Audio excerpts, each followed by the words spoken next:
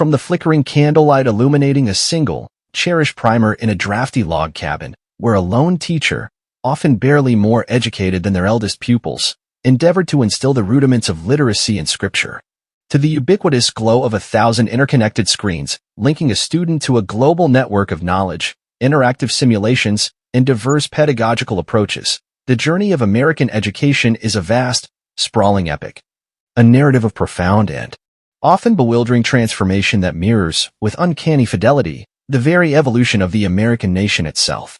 How did a system born from the most basic colonial necessities, rooted in fervent religious imperatives and localized community efforts, evolve over centuries into the sprawling, complex, technologically infused, and perpetually debated educational landscape we navigate in the 21st century? And what does this remarkable, frequently turbulent, and undeniably multifaceted evolution reveal about America's enduring, often contradictory, ideals, its persistent, deeply ingrained societal struggles, and its ever-shifting, ever-expanding aspirations for its citizenry and its future? This is the intricate, compelling story of schooling America. Through the course of this exploration, we will endeavor to trace the major milestones, the groundbreaking philosophical shifts that fundamentally reshaped classroom dynamics and pedagogical theories, the powerful societal pressures, be they economic, political, or demographic, that relentlessly demanded new approaches and adaptations, and the relentless march of technological innovations that have continually, and often radically, redefined what it means to learn, to teach, and to be educated in the United States. It is a narrative populated by visionary reformers, dedicated and often unheralded teachers, and generations of students whose lives were shaped within these evolving institutions. Yet, it is also a story marked by persistent, deeply troubling inequalities, by fierce ideological battles over curriculum and control, and by an ongoing, often contentious, debate about the very purpose and promise of education in a democratic society. Join us as we explore the multifaceted triumphs, the undeniable challenges, and the ever-evolving, unceasing quest to educate a nation, from its earliest, most rudimentary colonial beginnings to the uncertain, exhilarating digital frontier of the present day. Welcome to Old Around the World, where we travel back in time to bring historical events back to life. In the nascent, often precarious, British colonies that clung to the eastern seaboard of North America during the 17th and 18th centuries, education, as a formalized system, was a far cry from the universal, state-mandated enterprise we envision today. It was, by necessity and by design, largely decentralized, frequently informal, and inextricably intertwined with the dominant religious imperatives of the time. For many of the earliest European settlers, particularly the devout Puritans who established a powerful presence in New England, literacy was not merely a useful skill. It was a spiritual necessity, paramount for individual salvation, as it enabled direct engagement with the Holy Bible and a deeper understanding of complex religious doctrine. This profound theological motivation served as a powerful, foundational driver for the establishment of basic schooling in many communities. The earliest forms of organized schooling were consequently diverse and localized. So-called dame schools, often run by widowed or otherwise unmarried women in the modest confines of their own homes, offered rudimentary instruction in the alphabet, basic reading, some simple arithmetic, and often, the catechism, to small groups of young children. In New England, a region characterized by its relatively compact, town-based settlements and strong communal ethos, local authorities, driven by groundbreaking legislation like the Massachusetts School Law of 1647, often referred to as the Old Deluder-Satan Act, were frequently required by colonial statute to establish and maintain schools. The explicit purpose of such laws was to ensure that children could read scripture for themselves and thus resist the insidious temptations of Satan, who, it was believed, thrived on ignorance of God's word. The New England Primer, first published in the late 17th century, became an almost ubiquitous textbook throughout these colonies, its well-worn pages filled with alphabet rhymes inextricably linked to biblical narratives. In Adam's fall, we sinned all, moralistic lessons, and essential points of Calvinist religious catechism. For many young people, particularly boys not destined for the clergy or other learned professions, and for most girls beyond basic literacy, an apprenticeship, learning a specific trade or craft under the tutelage of a master craftsman over a period of several years, constituted their primary form of practical, vocational education, often including stipulations for moral and sometimes minimal academic instruction. Educational access and the very emphasis placed upon formal learning, however, varied dramatically and significantly by geographical region, economic structure, and, most critically, social class.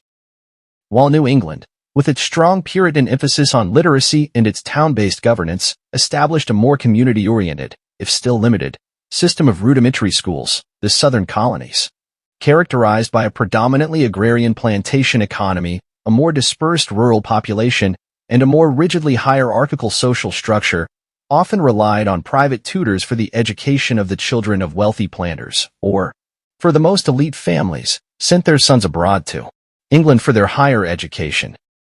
For the vast majority of the colonial population, a category that overwhelmingly included girls beyond the most basic literacy and numeracy, the rural and urban poor, indentured servants bound by years of labor, and most tragically and systematically, enslaved Africans who were almost universally and often violently denied any access to literacy by law and custom, out of fear that education would fuel aspirations for freedom and rebellion. Formal schooling was severely limited, sporadic, or entirely out of reach. As the newly independent colonies successfully forged a new nation after the crucible of the American Revolution, the Founding Fathers, men steeped in Enlightenment ideals, keenly recognized the vital, indispensable importance of an educated citizenry for the long-term survival and ultimate success of a democratic republic. Visionary figures like Thomas Jefferson, who famously advocated for a system of public education in Virginia, Benjamin Franklin, with his emphasis on practical knowledge and civic virtue, and Dr. Benjamin Rush, a prominent physician and reformer who penned influential essays on female education and the need for a national university, all championed, in their distinct ways, the idea of widespread public education. They argued, with compelling force, that informed, literate, and virtuous citizens were absolutely essential for the proper functioning of self-government, for the preservation of liberty, and for the continued social and economic progress of the new United States.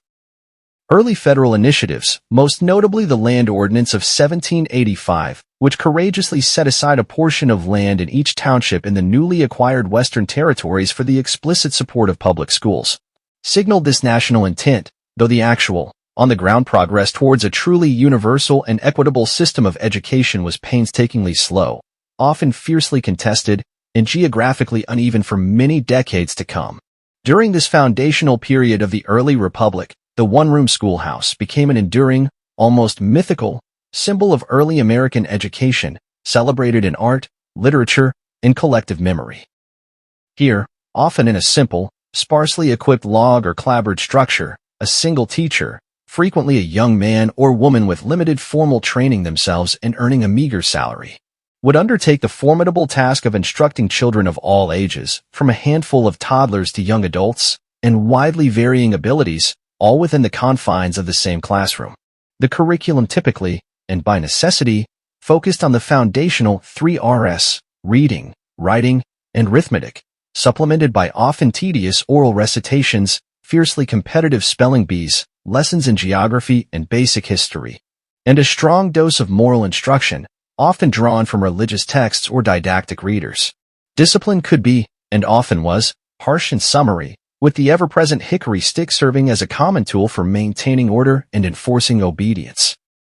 Yet, for all its inherent limitations, its scarce resources, and the often heroic struggles of its underpaid teachers, the one-room schoolhouse represented a tangible community's commitment, however modest and imperfect, to the education of its young, a local embodiment of the nascent nation's belief in the power of learning.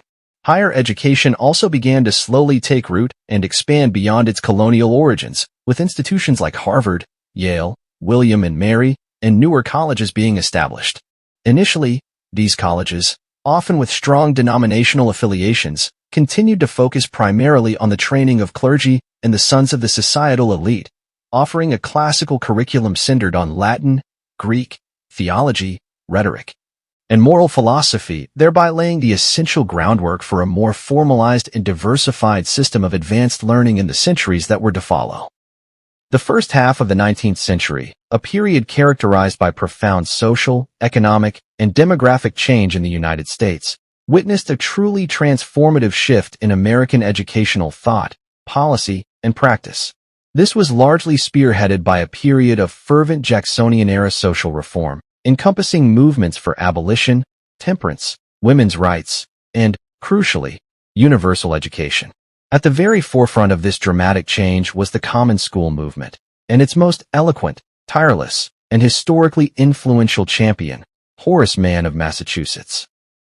Appointed as the first secretary of the newly established Massachusetts Board of Education in 1837, Mann embarked on a passionate, almost evangelical, crusade to establish a comprehensive system of free, universal, non-sectarian public schools, to be supported by public taxes, professionally staffed by trained teachers, and open to all children within a community, regardless of their social class or parental wealth.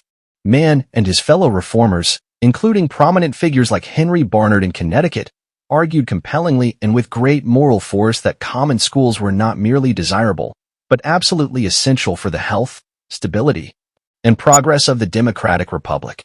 They fervently believed that a shared, common educational experience would create informed, responsible, and virtuous citizens, capable of participating wisely in self-government. They argued that such schools would reduce crime, poverty, and social disorder by instilling moral values and practical skills. They saw common schools as a vital tool to help assimilate a rapidly growing and increasingly diverse immigrant population into the mainstream of American society. And, perhaps most idealistically, they envisioned these schools as the great equalizer, providing a ladder of opportunity for social and economic mobility, allowing talent and industry to rise regardless of birth. This powerful and influential movement led to the gradual, though often contentious, establishment of state-level public education systems, particularly in the northern and Midwestern states. It spurred the development of specialized teacher training institutions known as normal schools, from the French école normale, a school to establish norms, to improve the quality and professionalism of instruction. And it fostered the standardization of curriculum, with textbooks like William Holmes McGuffey's popular eclectic readers becoming staples in classrooms across the nation, instilling not just literacy and numeracy, but also a particular set of Protestant-inflected moral precepts, patriotic sentiments, and middle-class cultural values. However, the seemingly inexorable spread of public education throughout the 19th century was an uneven, often fiercely contested, and geographically disparate process. Implementation of the common school ideal was significantly slower and far less comprehensive in the southern states, where the predominantly agrarian plantation economy, the deeply entrenched institution of slavery, which actively suppressed literacy among the enslaved, a more dispersed rural population, and a more individualistic, anti-status political ethos all combined to resist the idea of universal, tax-supported public schooling. Moreover, the noble promise of truly common schools, open and equal to all, often fell tragically and shamefully short for many segments of the American population. Racial discrimination was rampant and systemic. After the Civil War and the abolition of slavery, newly freed African Americans eagerly and courageously sought education as a pathway to full citizenship and self-determination, often establishing their own schools with meager resources. Yet, they were almost universally relegated by law and custom to segregated, chronically underfunded, and vastly inferior public schools, particularly in the South under the oppressive Jim Crow regime, a system of inequality that would persist for nearly a century. Native American children, in a parallel tragedy, were often forcibly removed from their families, their communities, and their cultures and sent to government or church-run boarding schools. These institutions, far from their homes, were explicitly designed to eradicate their indigenous languages, spiritual beliefs, and cultural identities, and to forcibly assimilate them into the dominant white American society, often through harsh discipline and cultural deprivation. Girls, while gaining greater access to common schools than in earlier periods, still frequently faced limitations in curriculum, with their education often geared towards domesticity or teachings, and their opportunities for higher education remained severely restricted. And the poorest children, both urban and rural, often remained outside the formal school system altogether, their labor deemed more immediately valuable to their family's survival than their long-term educational advancement. The common school, for all its transformative ideals, was still a long way from being truly common or equal for all. As America hurtled with unprecedented speed into the Gilded Age and the subsequent Progressive Era, roughly spanning from the 1870s to the 1920s, the colossal forces of rapid industrialization, mass urbanization, and unprecedented waves of immigration profoundly reshaped the nation, and with it, its burgeoning educational landscape. The explosive rise of factories, complex industries like steel and railroads, and the growth of a national market created a pressing demand for a more skilled, more disciplined, and more literate workforce, moving beyond the basic literacy of the common school era to include more specialized vocational training, rudimentary scientific principles, and the organizational skills required by an increasingly complex economy. The dramatic, often chaotic, growth of cities, fueled by both domestic migration from rural areas and the arrival of millions of new immigrants, led to the development of larger, more centralized, often more rigidly hierarchical, and increasingly bureaucratic public school systems designed to educate an ever more diverse and often impoverished urban student population. Millions upon millions of immigrants, now primarily from Southern and Eastern Europe, Italians, Poles, Jews, Slavs, as well as growing numbers from Asia, poured into American cities during this period, fundamentally altering the nation's demographic and cultural makeup. Public schools were widely seen by many native-born reformers, policymakers, and social commentators as a crucial, indispensable instrument for Americanization, a complex and often coercive process aimed at assimilating immigrant children into what was perceived as mainstream American culture. This involved teaching them English, often to the exclusion of their native tongues, instilling American civics and patriotic narratives, and inculcating middle-class Protestant values and behavioral norms. While these schools undoubtedly offered pathways to opportunity and integration for some immigrant children, this process of Americanization often came at the significant cost of devaluing, or actively suppressing, the students' rich native languages, diverse cultural heritages, and familial traditions. The perceived social problems and stark inequalities of industrial society, grinding poverty, rampant child labor, overcrowded and unsanitary urban squalor, widespread political corruption, and violent labor unrest, also fueled a powerful and multifaceted reform movement known as progressivism, which had a significant and lasting impact on American education. At the very forefront of progressive educational thought stood the influential philosopher and educator John Dewey.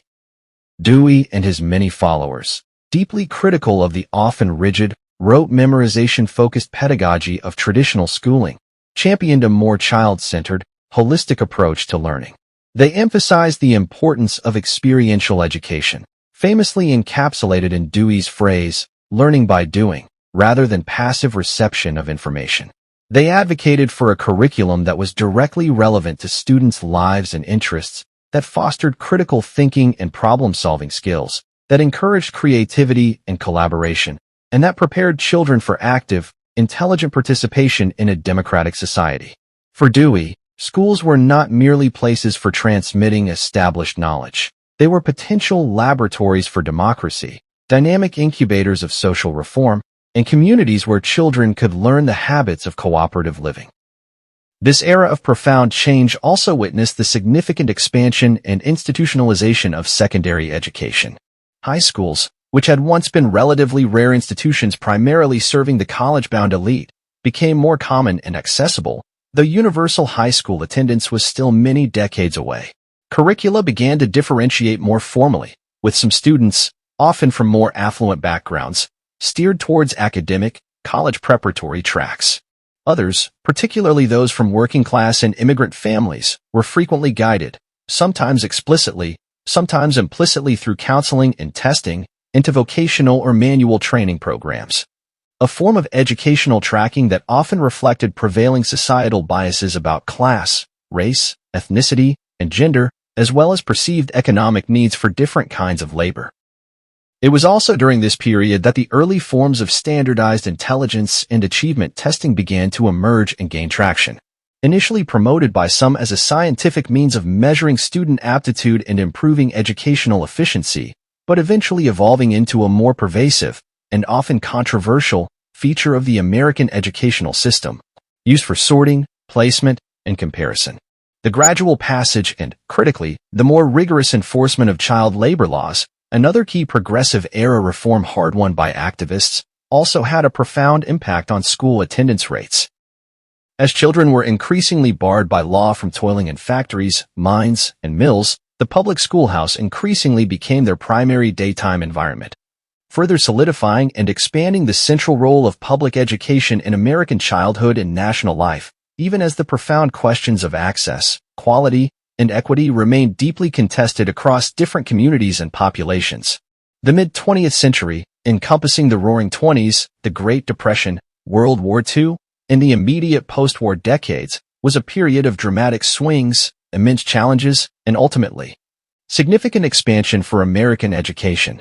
It was also an era defined by moments of perceived national crisis in schooling and, most transformatively, by the monumental struggle for civil rights that would forever alter the educational landscape. Following World War I and through the exuberant, if often superficial, prosperity of the Roaring Twenties, a strong societal faith in education as a primary pathway to individual progress and national advancement continued to grow. The subsequent Great Depression, however, brought immense economic hardship, with devastating consequences for schools across the country. Budgets were slashed, resources dwindled, teachers faced severe pay cuts or widespread job losses, and many students, particularly in impoverished rural areas, were forced to drop out. Yet, paradoxically, education was also seen during this bleak period as a vital tool for maintaining social stability, providing a constructive outlet for unemployed youth, and offering hope for future economic recovery through the development of skills and knowledge. The post-World War II era, fueled by an unprecedented economic boom, the landmark GI Bill of Rights which sent millions of returning veterans to college and vocational schools, and the subsequent demographic surge of the baby boom, saw an unparalleled expansion of public schools and institutions of higher learning across the United States. Suburbanization, driven by new housing developments and the growth of the automobile culture, led to the construction of thousands of large, modern, and often well-equipped comprehensive high schools, which became symbols of American prosperity, democratic opportunity, and post-war optimism. These schools typically offered a wide range of academic and vocational programs, aiming to cater to a diverse student population. This prevailing atmosphere of optimism and perceived American superiority was, however, severely jolted in October 1957 by the Soviet Union's successful launch of Sputnik, the world's first artificial satellite. This singular technological achievement by America's Cold War adversary triggered a profound national crisis of confidence. Many Americans, from policymakers to ordinary citizens, began to fear that the United States was falling dangerously behind the Soviets in science, mathematics, and engineering, and they quickly, and often vociferously, blamed perceived weaknesses and a lack of rigor within the American educational system. This Sputnik moment created a new sense of national urgency and spurred significantly increased federal involvement in education. The National Defense Education Act, NDEA, of 1958, a direct response to Sputnik, poured substantial federal funds into improving instruction in mathematics, science, and foreign languages at all levels of schooling, explicitly aiming to bolster national security and technological competitiveness through targeted educational excellence. However, the most profound, morally charged, and ultimately transformative educational struggle of the entire mid-20th century was the courageous and protracted fight for civil rights and school desegregation. For decades, the shameful and constitutionally dubious doctrine of separate but equal, tragically enshrined by the Supreme Court's 1896 decision in Plessy v. Ferguson, had institutionalized racial segregation and profound, systemic inequality in American public schools, particularly, though not exclusively, in the southern states. Black children were systematically denied access to the same resources, facilities, and educational opportunities afforded to white children. But the tide, long resisted, began to turn. In its unanimous and historically monumental ruling in Brown v. Board of Education of Topeka in 1954, the United States Supreme Court, under Chief Justice Earl Warren, declared that state-sponsored segregation in public schools was inherently unequal and therefore unconstitutional, directly violating the Equal Protection Clause of the 14th Amendment. This decision effectively struck a devastating, if not immediately fatal, blow to the entire legal basis of Jim Crow segregation in American education. The Brown decision was a monumental victory for justice and equality, a beacon of hope for millions.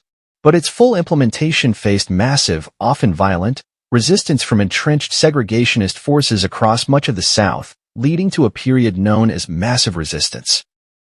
The struggle to actually integrate public schools, epitomized by the extraordinary courage of the Little Rock Nine in Arkansas in 1957, who faced hostile mobs and required federal troop intervention to attend Central High School, and later by the contentious legal and social battles over busing in cities like Boston in the 1970s, was a long, arduous, deeply painful, and often dangerous process. It laid bare, for the nation and the world to see, the depth and tenacity of racial prejudice in America. The broader civil rights movement, with its powerful moral imperative and its relentless activism, also spurred greater federal intervention aimed at promoting genuine educational equity. Landmark legislation like the Civil Rights Act of 1964, which prohibited discrimination based on race, color, religion, sex, or national origin in federally funded programs, in the Elementary and Secondary Education Act, ECA, of 1965, which included the crucial Title I funding specifically targeted for schools serving disadvantaged students, marked a significant and lasting expansion of the federal government's role in attempting to ensure, or at least promote, equal educational opportunity for all American children, regardless of their race, ethnicity, or socioeconomic status. The Bilingual Education Act of 1968 also began to formally acknowledge and address the specific educational needs of students with limited English proficiency, another step towards a more inclusive educational vision. As the United States transitioned into the later decades of the 20th century and crossed the threshold into the 21st, a new and potent wave of anxieties, critiques, and reform efforts swept through the landscape of American education. In 1983, a highly influential and widely publicized report from the National Commission on Excellence in Education, titled A Nation at Risk, delivered a stark and alarming message. It warned of a rising tide of mediocrity in American schools, asserting that the nation's educational foundations were being dangerously eroded by perceived declines in academic standards, student achievement, and international competitiveness, particularly when compared to nations like Japan and Germany. This report, and a subsequent cascade of similar critiques, helped to ignite a renewed, often politically charged, and frequently contentious push for comprehensive educational reform, primarily centered on the themes of accountability, higher academic standards, increased parental choice, and more rigorous, frequent student testing. This standards movement, which had roots in earlier efforts but gained significant traction in the 1980s and 1990s, led to nationwide initiatives to clearly define what students should know and be able to do at each grade level across core academic subjects. Federal legislative initiatives like Goals 2000, Educate America Act in the 1990s, followed by President George W. Bush's far-reaching No Child Left Behind Act, NCLB, of 2002, and later, the state-led, but federally encouraged, Common Core State Standards Initiative in the 2010s, all sought, through different mechanisms and with varying degrees of success, to raise academic expectations for all students, increase accountability for schools and educators, often tied to student test scores, and, at least in rhetoric, to close the persistent and troubling achievement gaps between different student subgroups. A direct consequence of these reforms was a dramatic increase in the prevalence, frequency, and high stakes associated with standardized testing, making it a central, pervasive, and often highly debated feature of American public education, praised by some for promoting rigor and transparency, and condemned by others for narrowing the curriculum and fostering a culture of teaching to the test. Alongside this sustained push for higher standards and greater accountability, the concept of school choice also gained significant political and popular prominence.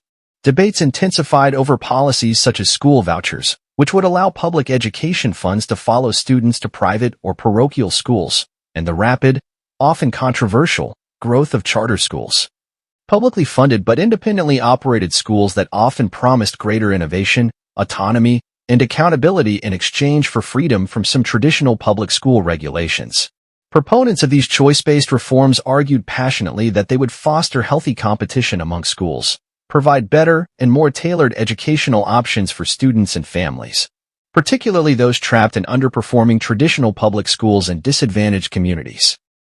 Critics, however, raised serious concerns about the potential for such policies to exacerbate existing segregation along racial and socioeconomic lines, to siphon crucial resources from already struggling traditional public schools.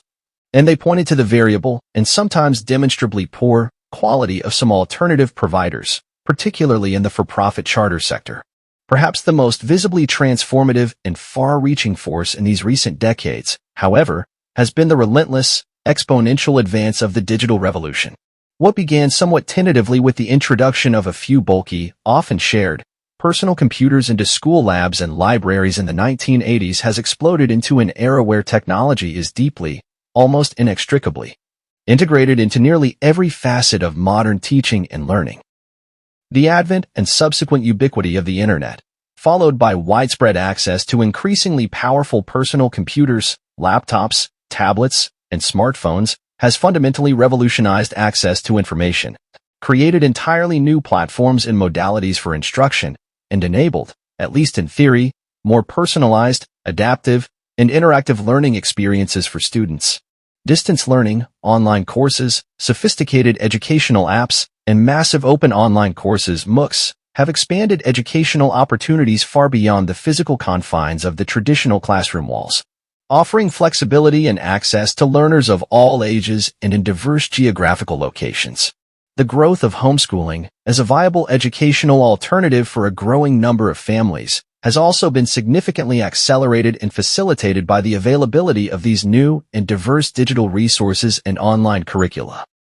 Yet, despite these undeniable advancements and the ongoing, often passionate, efforts at reform, American education continues to grapple with a host of significant, complex, and deeply persistent challenges. Stubborn and morally troubling achievement gaps between students of different racial, ethnic, and socioeconomic backgrounds remain a critical, urgent concern, underscore the unfulfilled promise of equal educational opportunity. Fierce debates over the adequacy and equity of school funding, the recruitment, training, compensation, and retention of high-quality teachers, and the very definition of effective teaching are ongoing and often politically charged. The role and true impact of technology itself are complex and contested, with legitimate concerns about the digital divide limiting access to essential tools and connectivity for students from low-income families. The potential for technology to become a source of distraction rather than engagement, and the critical need to develop sophisticated digital literacy and critical thinking skills in an age of information overload and misinformation. Issues of student mental health, well-being, and school safety have also, with increasing urgency, come to the forefront of educational discourse. And no recent event has so starkly and comprehensively highlighted both the incredible potential and the profound vulnerabilities of the American educational system as the COVID-19 pandemic, which, in early 2020, forced an unprecedented, almost overnight, global shift to remote learning for millions upon millions of students, exposing in harsh relief the deep existing inequities in access and support, and prompting a profound, ongoing reevaluation of how education is delivered, experienced, and valued in the modern world. From the simple, often singular, literacy goals of Puritan colonial New England to the multifaceted, incredibly complex demands of the 21st century globalized, digital, and rapidly changing world. The long evolution of American education has indeed been an immense, often arduous, and deeply fascinating journey. It is, at its core, a story of ambitious, often noble, ideals frequently colliding with frustrating, intractable realities. A story of groundbreaking, world-changing innovations alongside persistent, deeply rooted inequalities. A story of passionate, visionary reformers and countless dedicated, often unsung, educators continually striving, generation after generation, to meet the ever-changing needs and aspirations of a dynamic, diverse, and constantly evolving nation. Throughout this long and winding evolutionary path, certain core themes, fundamental tensions, and enduring debates have consistently resurfaced, echoing across the centuries. There is the ongoing, often contentious, dialectic between the American tradition of local control over schools and the perceived need for national standards, federal guidance, or equitable resource distribution.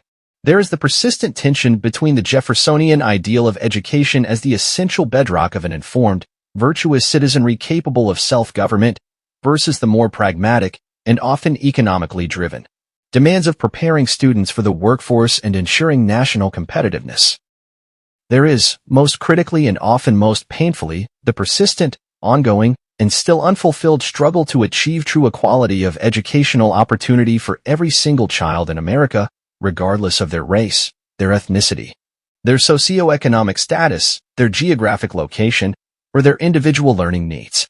And there is the constant, necessary adaptation of educational methods, curricula, and institutions to profound societal shifts, disruptive economic transformations, and revolutionary technological advancements. As we cast our gaze towards the future, the challenges facing American education remain undeniably significant and deeply complex. How will the system adapt to the exponential rise of artificial intelligence and its potential to both enhance and disrupt traditional teaching and learning? How will it effectively cultivate the crucial skills of critical thinking, creativity, collaboration, and adaptability that will be so essential in a rapidly changing, often unpredictable, global job market? And how can it more effectively and equitably address the ongoing quest for a more just, more inclusive, and more opportunity-rich society for all its members? The precise answers to these profound questions are, of course, yet to be written. They will be forged in the coming years and decades through continued debate, through innovative experimentation, and through the collective efforts of educators, policymakers, students, families, and communities across the nation. But if the long arc of American educational history teaches us anything, it is that the system, for all its manifest imperfections and its periodic crises, possesses a remarkable, often underestimated, capacity for resilience, for adaptation, and for reinvention. It also reflects a deep-seated, if sometimes imperfectly realized and unevenly applied, American commitment to the transformative power of learning and the enduring promise of its future generations. The evolution of American education is, in its deepest essence, a continuous, living reflection of America's own evolving ideals, its ongoing, often painful, struggles with its own contradictions, and its loftiest, most cherished aspirations for itself and for its people. It remains, as it has always been, a profound, vital, and unceasingly dynamic work in progress, a testament to the nation's enduring, if often challenged, belief in the profound potential that lies within each new generation, and the critical role of education in unlocking that potential for the betterment of individuals and society as a whole. Please like, subscribe, share, and comment if you like this. Bye, history lover.